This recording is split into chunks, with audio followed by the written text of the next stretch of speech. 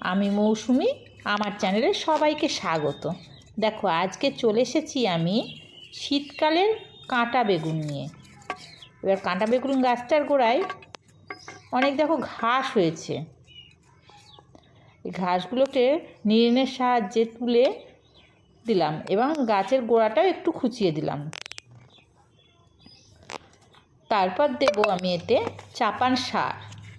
চাপান সারের মধ্যে আছে মাটি, ভার্মি কম্পোস্ট, আর আছে 1 মুঠো হাড় গুঁড়ো, 1 মুঠো নিম খোল, আর 1 মুঠো আছে সর্ষের গুঁড়ো খোল। এগুলোকে ভালো করে মিশাচ্ছি।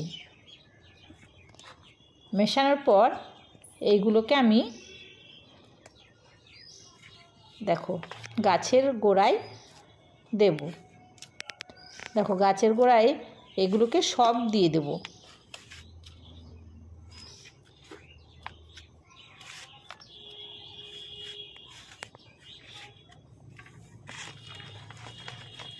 তারপর ভালো করে চারিদিকে সমান করে দেব। দেখো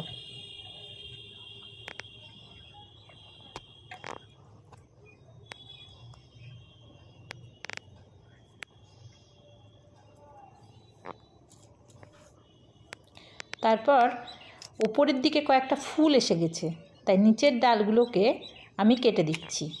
দেখো নিচের দিকের ডালগুলোকে আমি কেটে দিচ্ছি।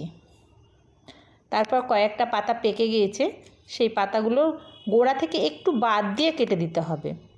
সে গোড়া থেকে একটু বাদ দিয়ে কেটে দিচ্ছি। এবার ওই সাইড দিয়ে যখন ফুল বেরোবে তখন আপনি ওই গাছের গোড়ার পাতার গোড়াটা খুলে পড়ে যাবে। তারপর এতে দিচ্ছি আমি 5 দিন ভেজানো ছিল পেঁয়াজের খোসা, সেই জলটাকে দিচ্ছি। দেখো অর্গানিকভাবেই আমি করছি। দেখো তারপর তোমাদের আমি আবার 15 দিন পরে আপডেট দেবো এই গাছটার।